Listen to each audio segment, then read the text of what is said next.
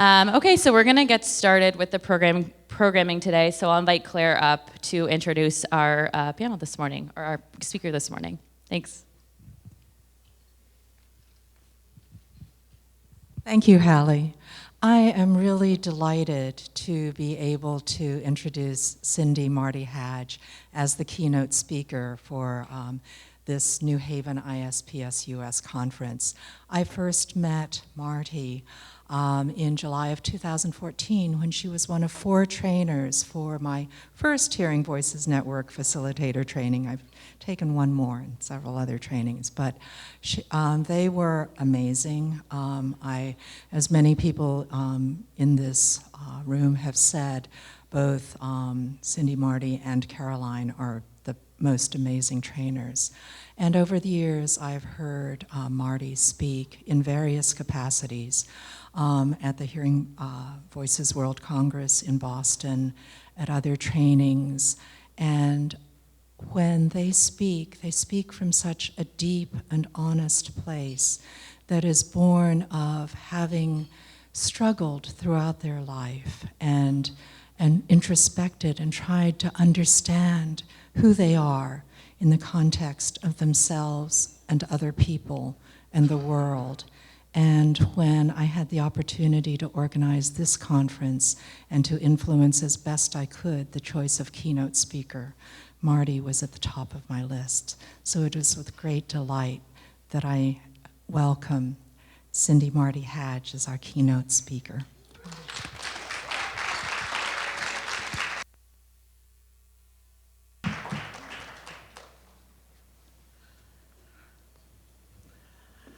Thank you so much for being here. I come here with deep gratitude and love and commitment and joy. It's kind of amazing that I'm here today. And so many thanks to Claire and the organizers for using their power and their privilege and their place to be able to bring me in. And that's kind of a little bit of the focus of my talk today, is about being marginalized and how we can use our power and strength. It's a practice of the Western Mass RLC to do a land acknowledgement when we are places, and the thought is that to help us realize where we are, it's important to look at how we got here. And so I'm going to read that part. In the spirit of uncovering hidden truths of this land, its people, and their collective histories, I want to acknowledge that we are gathered today on the ancestral ground of indigenous people. And though I intentionally choose not to name specific groups of people, as I have not established personal relationships with the people of this land, and want to not misstep in our attempt to honor them, I do acknowledge that they are not forgotten people, that I see them and hear them and value them. I offer our respects to their elders, past and present, as well as to their emerging leaders, as we learn to negotiate how best to be humble guests in their homelands. In this journey to share truth and seek reconciliation, I also make room for the histories of those who were brought here against their will, or drawn here in the hopes of building better lives, and whose stories are interwoven in the legacies of violence, displacement, migration, and settlement that bring us all here to this place and time. Giving voice to these truths is an essential part of creating mutually respectful relationships and connections across all barriers of heritage, difference, and I invite you to join us in this practice by naming these truths at your events. And so a funny thing happened on the way to the keynote on marginalization. I suffered some marginalization from the APA, and my words did not seem to carry value if they were words from the first-hand perspective. And people worked with me to rewrite my abstract and to put it in the third person. And I'm so grateful for the organizers of this event, because they told me, regardless of the APA and CEUs, that I would be able to speak, but that they thought it was very important to try to get accreditation for this talk. So they were supportive in every way, and that included resource-wise, giving me the resources to be able to get my body here and to be here, and that's greatly appreciated as well. And so now I'm here, and I can speak in my own words, in my own way, and I hope you can open your hearts to my words, because it is one thing to be invited to the table, and it is another to have my words valued. And so I'm asking you to sit with your discomfort. I have discomfort being here. I have discomfort being at this conference, and I ask you to sit with your discomfort during my talk and consider the requests I make of you at the end of it. My credentials are my tragedies transformed, and my experience of making space for others to find their way. And I was born in the margins. And I was a kid who was born to young parents who did not have health insurance. My uncle, who really wasn't related to me, but he was another Arab in the neighborhood, and therefore he was family, he delivered me and handed me to my dad. I came out with a bilateral cleft palate and cleft lip, and he handed me off to my dad and said, "Get this baby to a hospital." And they did not let my mother see me because I looked so different, and they were concerned for how upset she would be. My heritage is that my great-grandfather came to this country, and he was friends with Kahil Gibran, if anybody know his book, The Prophet. And Kahil said to my great-grandfather, he said, nobody will be able to pronounce your name. And you are the first of your family to make this journey. So you are the Hadge. And so sometimes people say it Hadji. And so that is how I got my last name. And I walk around with white privilege most of the time, but that is not my heritage and that is not my identity. And sometimes it creates inner conflict to have something mirrored back to me, but to yet to not feel that I belong.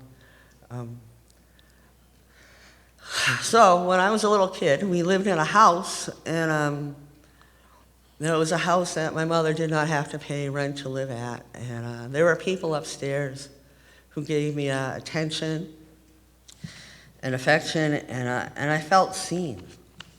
But there came a time when I was upstairs when my words, "No, stop, that hurts," did not work. And I went downstairs and I told my mother, "Can you tell them not to do that? Because it hurts." And my mother became angry. And she told me, "You can't go upstairs anymore." And there came a night when I wanted to, my little heart just wanted to be held. I just wanted some care, some attention. I thought, maybe I'll take that risk to go upstairs. Maybe I'll find kindness and care there. And that is when I had my first vision.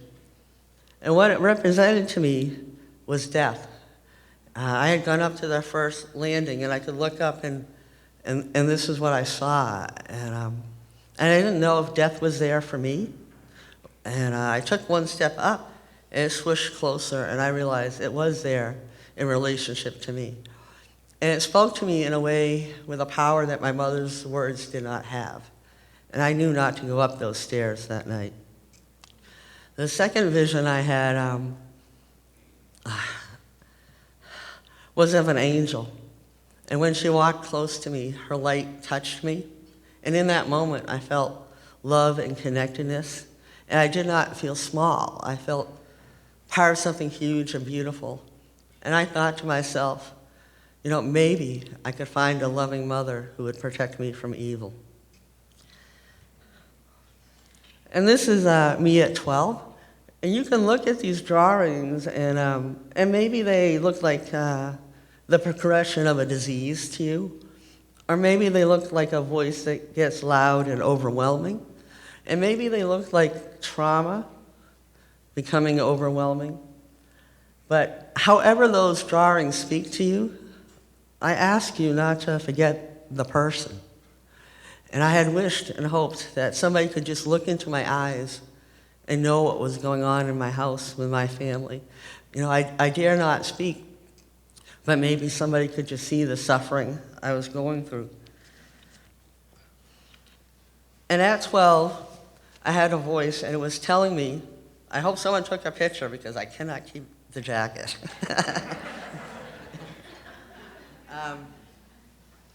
So I had a voice telling me to kill myself or kill my mother, that we could not both live in that house. And the truth was that living in that house was killing the both of us, but in different ways.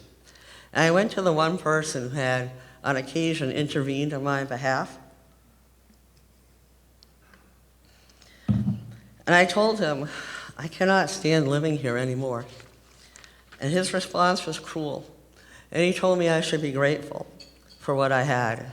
And I told him I'd rather die. And his response was to demonstrate that he could choke the life out of me.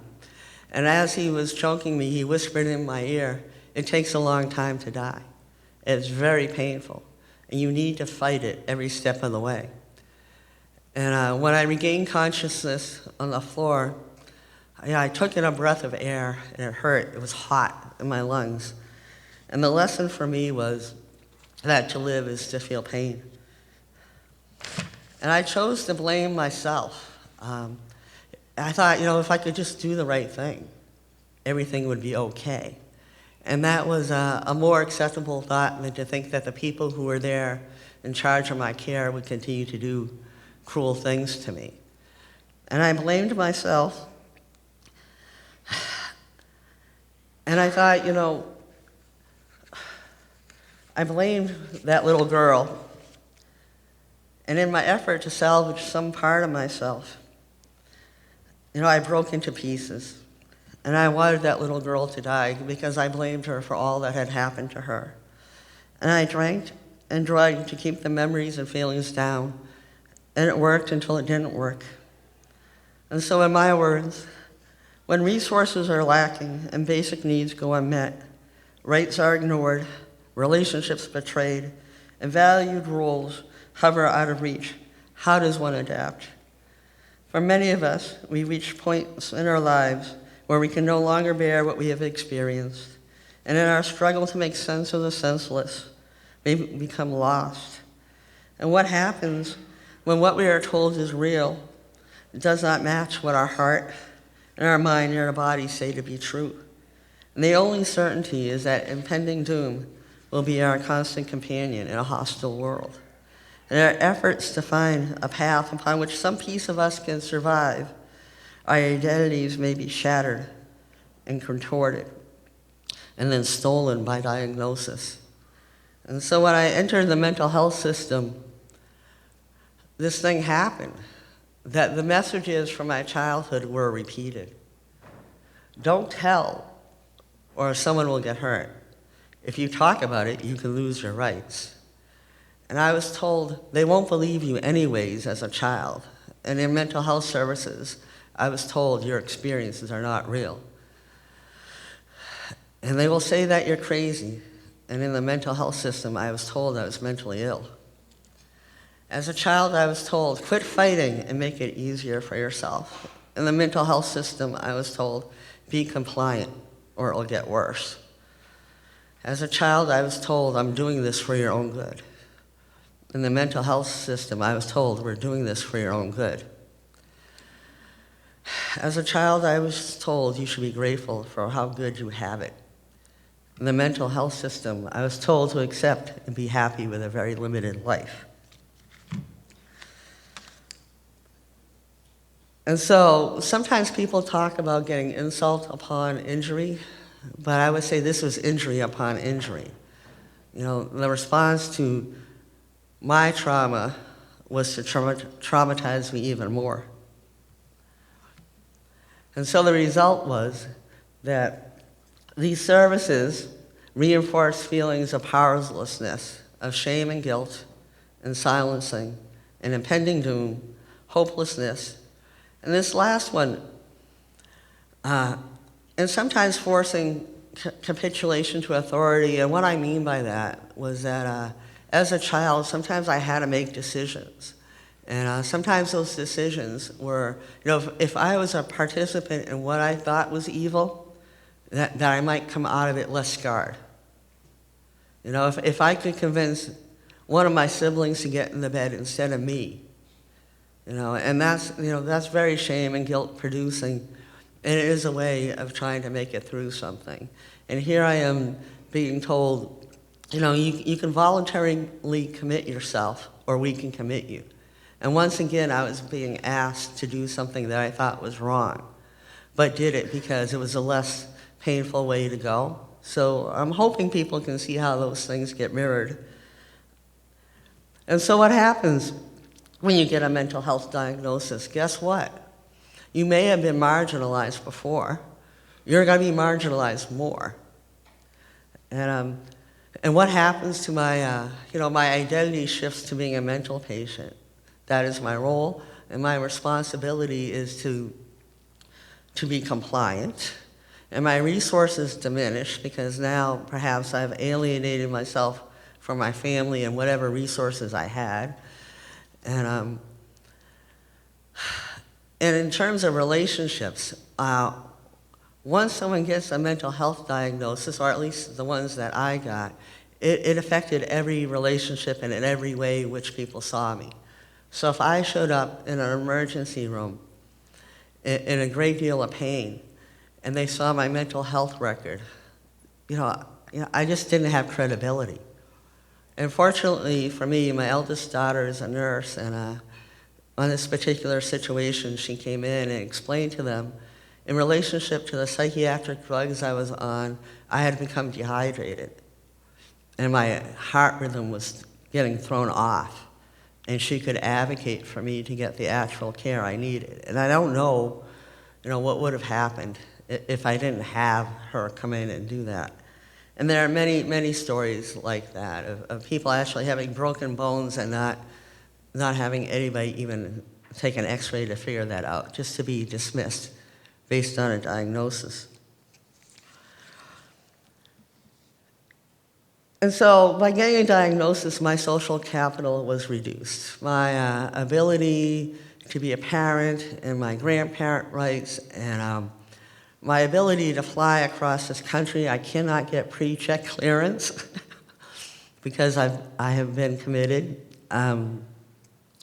It's just kind of amazing. My boss jokes, it was easier to clear your criminal record than your mental health record. We once did a training recently with somebody from social services, and I said to them, is there any way that I can clear my record with social services? I'm like, none of my children were ever removed, and, but it interferes. And she said, no, once you're on that list, you're always on that list. And that's it. And here I am giving her a training, so no matter what, that is the way it's viewed. And how does social capital impact who gets diagnosed and what they get diagnosed with and how they get treated? And I would suggest looking at Mad in America because they have a lot of great articles talking about how race in particular, class and gender impact, who gets treated what way. I was at an alternatives conference and Patrick Kennedy was speaking. And he was promoting forced treatment. And his justification for that was that his family has permission to commit him if he picks up a drink or a drug. And my response was, that is a great decision for you if you want to make it, but please don't make it for me. And oh, by the way, the place I get sent won't be the place you get sent. And so I read this book. It's about queer identities, but I think the things in it can apply to the entire mental health system. The DSM can be used to blame transgender victims of discrimination for their own experience. But I think we could reread it as saying the DSM can be used to blame victims of discrimination for their own oppression. And so I hope that can sink in for people. And so the question is, how do we reclaim our place in this world, in our own very own sense of self? How do we create spaces where people can make meaning and build the life they want to live? And so this transformation can happen in relationships. At one point I was facing the last time I was facing forced commitment. I had ran off in the woods because I didn't want to be committed. And I had this strategy of a kayak. And if I'm in a kayak, I'm in the middle of the lake, no matter what I see or hear, I know I'm in a kayak in the middle of the lake. And it made it easier just to watch what was happening or to observe it than to feel like it was actually happening. But on the third day, it started to rain. And I had this occasion of going to a place where I could get Wi-Fi, and I would text or email Sarah Davidow, the director of the Western Mass Recovery Learning Community. And she said to me, "Are you ready to come back?" And I said, "I'm trying to figure this out on my own." And she said, "Maybe if you could figure it out on your own, you would have already." And she said, "We have a place for you to come back. You can come to our peer-run respite." And I said, I feel really weird because I helped to hire the people there. And she said, "Why did we create the respite?" And then, I had my little epiphany of the obvious, which was, oh yeah, we created it so people in the community, when they needed support, could find an alternative. And so I went there, and people said to me, what if anything is helpful about being in the hospital? And I had an answer, and I didn't like it, but my answer was, sometimes there was something valuable about being locked in a room for 3 days. And then what they said to me is, we have rooms here, and we have locks, but they lock from the inside. And what I found out was I could go through an extreme experience without being extremely drugged, and it was pretty amazing for me. And so when we think about citizenships and how to be not a second class, but a full class citizen, we can't ignore the obvious. Basic human needs. In the 70s, I learned Maslow's hierarchy of needs. What happened to that? Because it doesn't seem like the system has adopted that. Affordable housing, economic paths forward. If I have a Social Security check of $760, I don't care how penny-wise you teach me to be. I am still at 50% below the poverty rate. That doesn't change. But I can tell you, I once was in a program called Common Sense, where they did teach you about credit cards and mortgages and life insurance and all this and that. But the more important thing they did was they created savings accounts. And for every dollar you put in, they put in $2. And that money didn't go against your benefits, and you could use that money for education or training or small business. And that money enabled me to help my youngest child, who is struggling in high school, to leave high school and to finish high school by going to community college. And I could get him a laptop and pay for classes. So there are programs out there, or have been, that actually help people build equity. With the Western Mass RLC, we have career initiative grants. And again, this is money that's not held against somebody's benefits. And people can write a proposal, and maybe that proposal is, I want to create my own rap CD. Or maybe the proposal is, I want video equipment so I can video all the shows, all the local music shows. Or maybe, I want that money so I can create a dog training class. Or publish a book of poetry. And so there's all these different ways where you can actually spend money, not so much on policing the poor, that's where most of the money goes, policing the poor, but to actually give people opportunity. And this last point is what kills me, to have people discharged into homelessness. And when people would ask me, are you safe? They acted like it was all something within me, but they weren't asking where I lived. They didn't get to know that I got to see someone shot to death on my front step in broad daylight on Father's Day while babysitting a grandchild. And the ridiculous thing of that was a bullet went through the window, and the housing authority tried to charge us for the window. So they weren't asking those kind of questions. And I have a friend who's struggling, and they are so much more willing to spend money, thousands of dollars, to incarcerate him for stealing soap so he could take a shower, or putting him in a locked psychiatric unit, than they are to help him get affordable housing. And so this is another obvious one. I have such a hard time sharing this slide without laughing or something. I'm not sure right there what the right emotion is, but thank goodness there's research, I guess sarcasm. Thank goodness there's research that proves that if your parents love and accept you and your identity, you might be less depressed.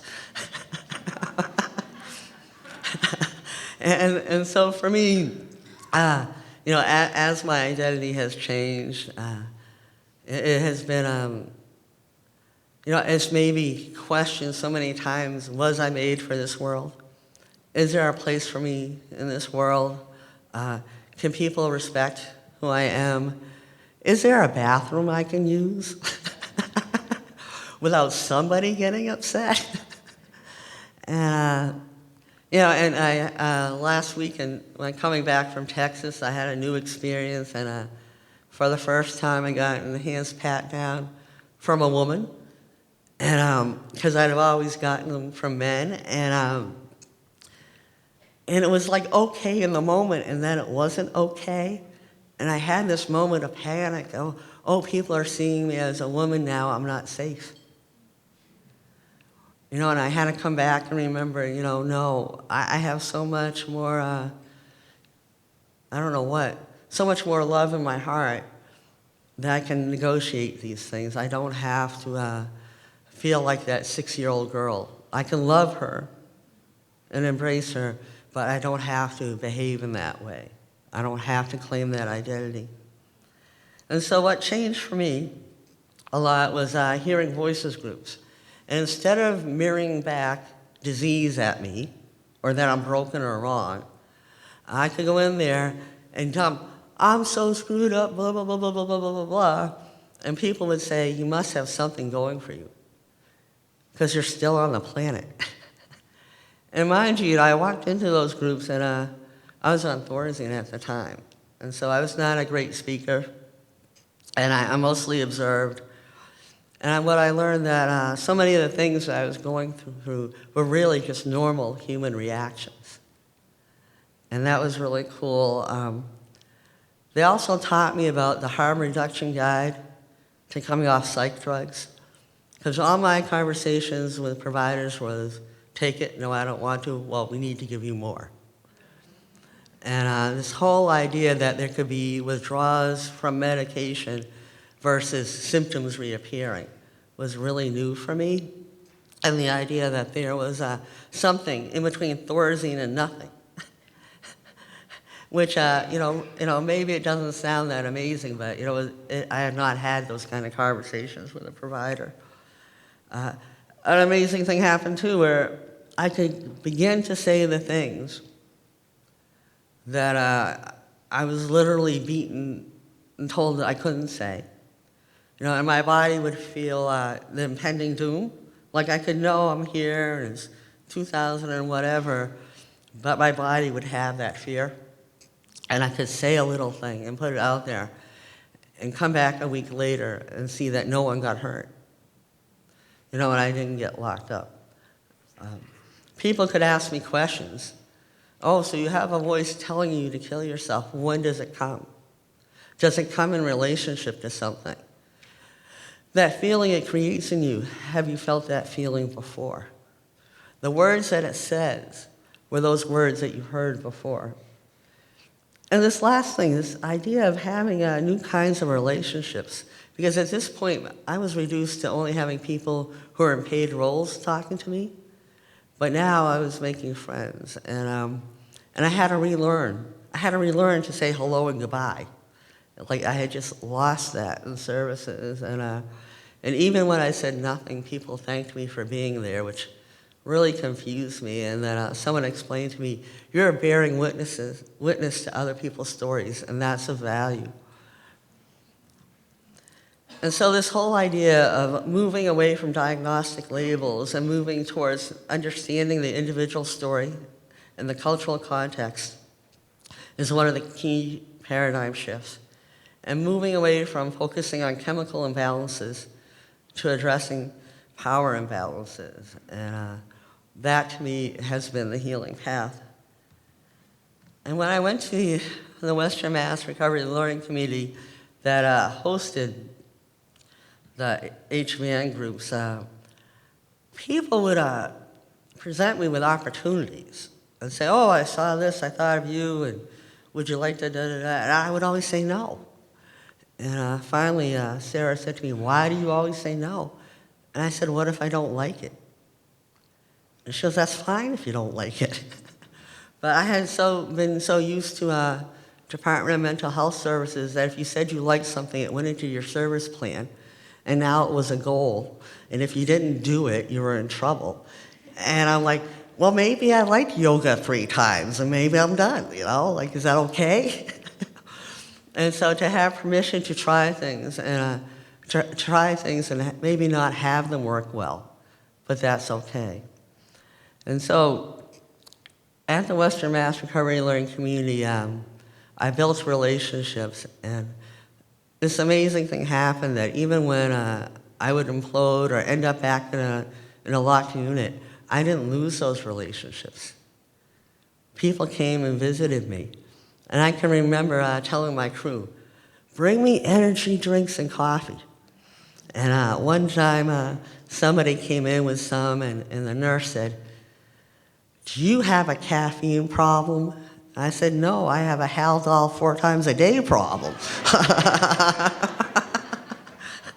And one of my closest friends said to me, how do you maintain employment? And so when Sarah came back to visit me, and I said to her, I'm curious, how do I maintain employment? And she said, I have a long-term investment in you. I said, wow, I need to get one of those. And she said, you'll just have more stories to tell. And what that kind of approach was an approach that said, I have belief that you can make it through. I have belief that you have something to offer. And that was not the message I was getting in the mental health system.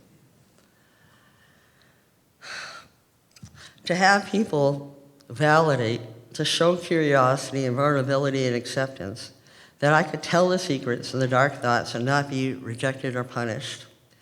To have helped to sift through those marginalizing messages and decide if I believed in them. Were there parts I wanted to keep, and were there parts I wanted to let go? To move forward from what was wrong with me to what was right. And that different does not mean less than. To hear somebody say, that makes sense, considering what you've been through. I got this spiritual advisor, which my higher power has a huge sense of humor because he's a white guy who plays golf and wears a button-down shirt. Like, if I have a prejudice, that would be who it's against. And and what he told me was, you did what you knew how to do. And what you did probably kept you alive. But you don't need to do it now because it's killing you now. And he taught me that I had a loving higher power that knew everything that I had done, forgave everything, and loves me anyways, and only wants the best. And his ability to pray over me and for me to feel that presence was incredible. And that was when love broke through. And maybe since Larry Davidson can talk about dinosaurs and love, I can be legitimate and talk about love as well. And when love breaks through the fear and negative messages, we can develop a sense of personal value, dare to trust and find hope.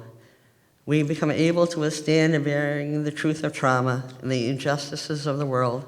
And in those moments, we may find the strength to own our own broken parts and discarded selves. When shame and guilt are left by the way, miracles can happen, people can heal, and new ways of navigating the outer and inner world can develop. To know with my heart and mind and body that even with what happened to me and how I responded and the things I did, I can be loved and love myself. To tell all the secrets, to be fully known and still loved. And miracles was one of the words that had to come out of my abstract. And so what I want to say was miracles, by definition, are when the impossible happens. And so according to the alleged science of the medical model of human distress, according to the diagnosis and prognosis I was given, being here in front of you in this room, not heavily drugged, being in the here and now is impossible.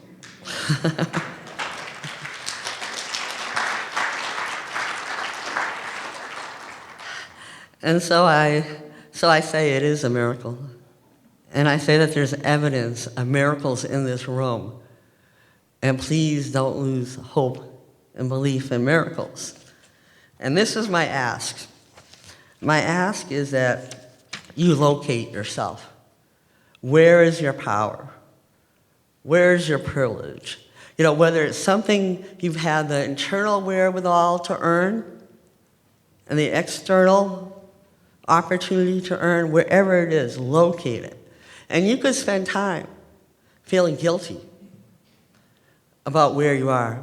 And by the way, Shaku Matai, who was here yesterday, he does a workshop on this that's far more developed than what I'm presenting.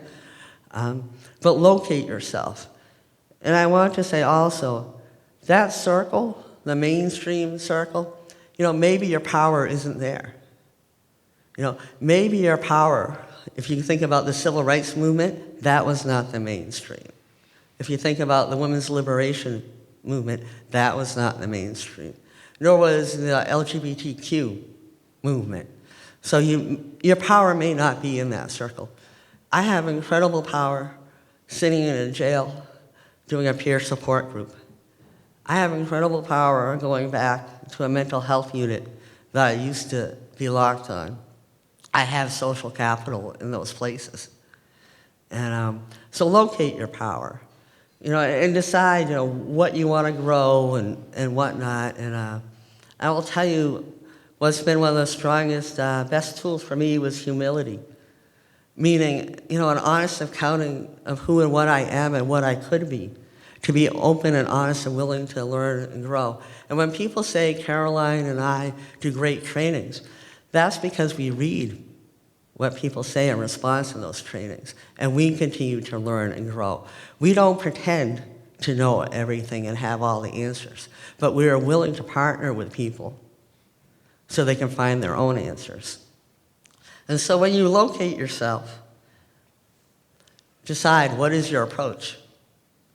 I did a grand rounds with an OBGYN doctor regarding trauma and OBGYN practices, and she wanted to title it First Do No Harm. And it kind of reminded me, you know, that is an oath a lot of people take. You know, and maybe you're in a place where you can do no harm. Or maybe you're in a place where you think the good I do outweighs the harm.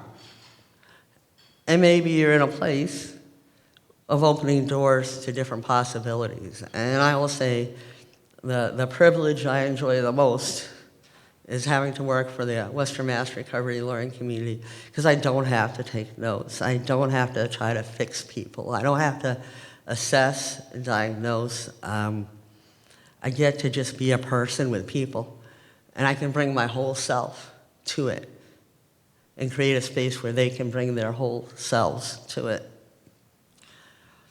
And so I'm asking people to be honest and open and willing to change, to approach people with curiosity and to partner with them. And I want to tell you a partnering story gone wrong. I had a friend who has a huge heart. One time we were walking and somebody was sitting on a grate, and my friend said to me, "Can I give him my jacket?" I said, "That's your decision. My question would be, do you have another one?" And he said, "Yes, I do." And he gave the person his jacket. And then I saw him on another occasion. I was giving him a ride. And he said, I don't know what it is. You know, people seem to like me, but then when I get close to them, they move away. And I thought in my head that our relationship was strong enough for me to say the truth. And I told him, you are a wonderful person. You have a huge heart. But I will tell you right now, you have a really strong body odor. And he said, thank you for telling me. And I dropped him off, and 4 hours later, he called me up. And he said, can you come help me? And I said, what is the problem? He says, I'm in the Amherst prison. I'm in the Amherst Police Department. And I said, what happened? And he said, I went to CVS and stole some soap. And I went there, and they wouldn't let me pay for $10 worth of body supplies. And they said, we have a zero tolerance policy.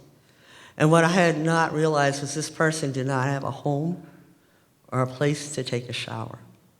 So if I had been a better partner with him, I would have asked him. You know, I might have said, oh, you know, you haven't showered in a while. And asked him about that. You know, I made assumptions. I made assumptions that he didn't know. You know, he knew. He just didn't have the resources to deal with it. Another partnering story, really short, is I've lived in Holyoke, Massachusetts, which has the second largest St. Patrick's Day parade in the country. It was a planned community, and when they planned it, they brought in the, quote, illegal Irish to work in the factories. And so we have this huge parade. And in the neighborhood, my daughter owns a house. You know, it's predominantly people of color. And so one time a year, they clean the street and they paint the three pullovers on it. And we like to say, this is when the white people come and pee on your lawn. Because this is the day where it's okay to drink like an alcoholic. Like everybody has a pass on St. Patrick's Day. And so I go to the parade, and one of my daughters is in the parade, and her partner is a person of color, clearly a person of color, and he has a Dunkin' Donuts coffee cup. And we are surrounded, and we're on the whiter side of Holyoke. It's actually like, they talk about the flats, and as you go up the hill, the wealth and color change. But anyways, we're on the wrong side, I guess, and there are people drinking everywhere, and a police officer comes up to him and tells him to take the lid off his cup of coffee so they can smell it. And what is my reaction? You know, I want to tell the guy, and my friend looks at me and goes, don't say a word, because I'm the one who's going to have to bear the consequences. And so that's more about partnering. You know, you may think you know what's best for somebody, but realize they have to deal with those consequences. So partner with people, look for the context of distress, promote access to resources and participation, amplify voice, just like me being here is pretty amazing. Providing choice. Advocacy, you know, I had spent 20 years going in and out of mental hospitals not knowing there was such a thing as a 3-day notice. I didn't know I could sign a paper and say I want to get out and that there'd have to be a hearing. You know, so information alone is empowering. And the defining principles of the Western Mass RLC talk about self-determination, recognizing personal strength, the potential for change, genuine human relationships, mutuality, and healing environments. And it's such a struggle within the mental health system to actually create healing environments. And so there's this picture of Dr. Robert Gardner. He used to have a practice in Connecticut. He's a psychiatrist, he's a neurologist, and I throw him out there as a challenge, because he was the last psychiatrist I saw, and I can remember asking him, what is my diagnosis? And he said, you're a human being. And he said to me, I had been off all medication, and when I had met him, I couldn't talk, and I gave him this little file card that said, help me. And he provided me with choices. And he was willing to write to me, and I could write back, because I was having a hard time listening. So he really worked with me, and he was humble. He said, I think I can help you, but there may be bumps in the road. And he was trained as a neurologist, and he taught, instead of telling me my brain was broken, he said, you can make new neural pathways. And he talked about meditation. And we would throw books at each other. Well, have you read this one, How to Lose Your Mind and Build a New One? And we would go back and forth. And he was truly a friend. And so a person in that position of power can do good. So I don't want to hear, I'm in this place and I can't do it. What I want to hear from people is, I'm in this place, how can I make it change? Or how can I be that different message in that place to somebody? And thank you so much for having me here.